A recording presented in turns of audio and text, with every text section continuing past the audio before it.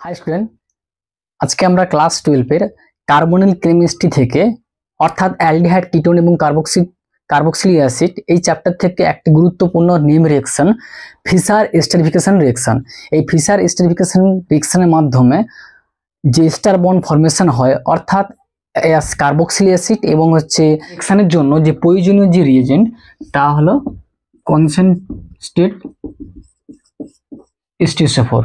তাহলে concentrated H2SO4 এবং hit, তাহলে কন্ডিশন হচ্ছে হিট কন্ডিশন।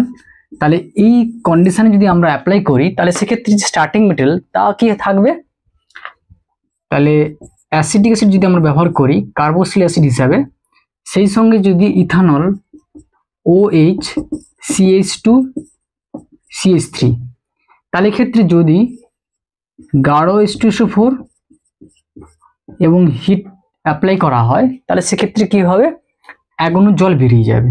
তাহলে এই জল যে বেরিয়ে যাবে তাহলে কার্বক্সিলিক অ্যাসিডের OH গ্রুপ এবং ইথানলের যে অ্যালকোহল পার্টটি আছে সেই অ্যালকোহল পার্টের হচ্ছে H পরমাণুটি, তাহলে OH এবং H মিলিত হয়ে জল নির্গমন হবে। তাহলে ক্ষেত্রে ফাইনাল প্রোডাক্ট কি পাবো, CH3 C double bond O CH2 CH3, সেই সঙ্গে বাই প্রোডাক্ট আমরা পাবো হচ্ছে জল। তাহলে এক্ষেত্রে যে কার্বক্সিলিক অ্যাসিড অর্থাৎ এই কম্পাউন্ডের নাম হচ্ছে অ্যাসিটিক অ্যাসিড বা ইথানোয়িক অ্যাসিড এবং সেই সঙ্গে ইথানল যদি গাঢ় H2SO4 এর উপস্থিতিতে হিট করা হয় তাহলে সেক্ষেত্রে দেখা যাবে যে এক অণু জল বেরিয়ে যাবে এবং সেই সঙ্গে একটি এস্টার বন্ড ফর্ম হবে। তাহলে ক্ষেত্রে রিঅ্যাকশনের জন্য যে বিক্রিয়ার যে রেট, সেই বিক্রিয়ার রেটটি মূলত ডিপেন্ড কার উপর করে, যে ক্ষেত্রে কার্বক্সিলিক অ্যাসিড, সেই কার্বক্সিলিক অ্যাসিডের ক্ষেত্রে তার হচ্ছে অর্ডার।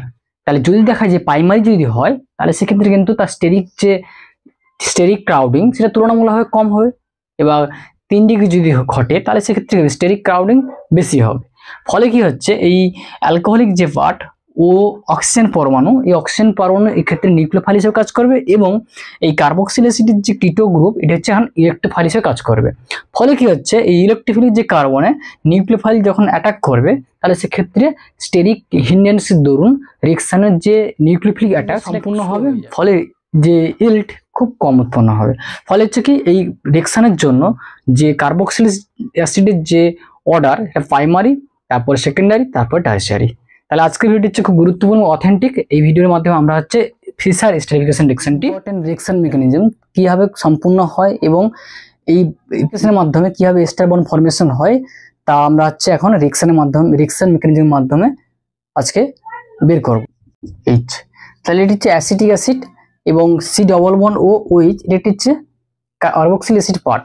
তাহলে ক্ষেত্রে যদি প্রথম স্টেপ কি, প্রোটনেশন, এটি একটি উভমুখী বিক্রিয়া। তাহলে ক্ষেত্রে যে কার্বক্সিলিক অ্যাসিড গ্রুপ থাকবে সেখানে যে অক্সিজেন তার উপর থাকা যে লোন পেয়ার, সেই লোন পেয়ার হচ্ছে কি H+ আয়নকে অ্যাটাক করবে। অ্যাটাক যে করছে এই স্টেপটাকে আমরা বলতে পারছি কি প্রোটনেশন স্টেপ। ফলে কি হবে, C ডবল বন্ড ও OH প্লাস, যেহেতু এক্ষেত্রে অক্সিজেন এবং হাইড্রোজেনের মধ্যে একটি নিউ সিগমা বন্ড ফরমেশন হয়েছে, অর্থাৎ যে প্রোটনেশন স্টেপ, এই প্রোটনেশনের মাধ্যমে কি হচ্ছে অক্সিজেনের ফর্মাল চার্জ +1 হয়েছে। তাহলে এই স্টেপটিকে আমরা বলতে পারছি কি প্রোটনেশন স্টেপ। সেকেন্ড স্টেপ কি হবে, তাহলে সেকেন্ড স্টেপে নিউক্লিওফিলিক অ্যাটাক কার দ্বারা, অ্যালকোহল দ্বারা। অ্যালকোহলের যে OH গ্রুপ থাকছে সেই OH গ্রুপে যে অক্সিজেন, সেই অক্সিজেন হচ্ছে নিউক্লিওফাইল হিসেবে কাজ করবে। তাহলে এক্ষেত্রে কি হবে, যদি নিউক্লিওফাইল এক্ষেত্রে ইলেকট্রোফিলিক যে কার্বন অর্থাৎ এই যে কিটো গ্রুপের কার্বন যদি নিউক্লিওফিলিক অ্যাটাক করলে কি হবে, এই কিটো গ্রুপের যে কার্বন অক্সিজেনের মধ্যে পাই বন্ড ব্রেক করবে। ব্রেক করলে সেক্ষেত্রে কি উৎপন্ন হবে, যে এই কার্বনটা হচ্ছে মাইনাস হবে, মাইনাস হলে সেই মাইনাস চার্জ অক্সিজেনের সঙ্গে থাকা যে হাইড্রোজেন, সেই হাইড্রোজেন থেকে তুলে নিলে কি হবে, অক্সিজেনের ক্ষেত্রে তখন অক্সিজেন সেক্ষেত্রে কি হবে, নিউট্রাল হয়ে যাবে, ফলে স্টেবিলিটি পাবে। তাহলে সেক্ষেত্রে কি পাচ্ছি আমরা CH3OH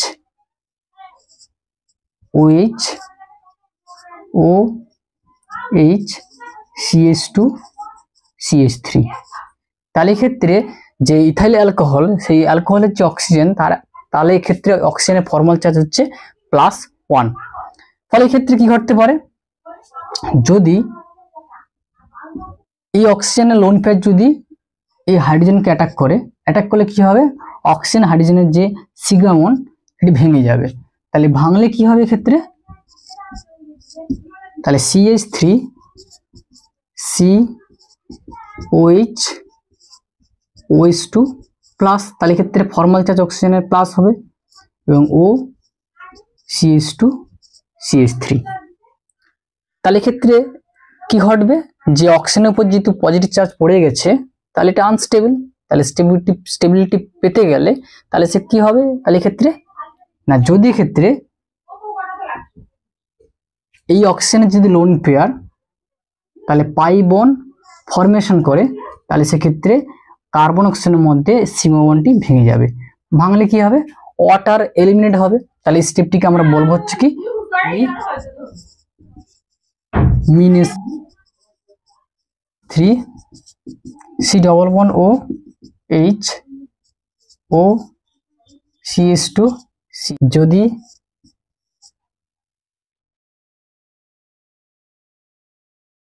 OH বন্ড ভেঙে যায় তাহলে CH3 C++O O CH2 CH3 উৎপন্ন হবে। তাহলে ক্ষেত্রে দেখো আগে ছিল কি C++OH আর অ্যালকোহল, তাহলে এখন কি পেলাম এস্টার। তাহলে ক্ষেত্রে কি, যে রিঅ্যাকশন মেকানিজমের মধ্যে যে স্টেপগুলো ইনভলভ আছে, এক হচ্ছে প্রোটনেশন, দুই হচ্ছে কি নিউক্লিওফিলিক অ্যাটাক, নিউক্লিওফিলিক অ্যাডিশন, 2 নম্বর স্টেপ নিউক্লিওফিলিক অ্যাডিশন এবং 3 নম্বর স্টেপ হচ্ছে প্রোটন ট্রান্সফার।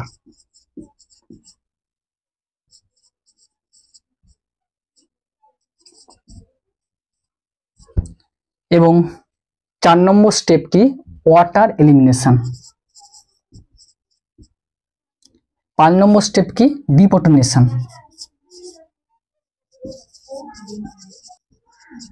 এবং ফাইনাল প্রোডাক্ট কি এস্টার বন্ড ফর্ম।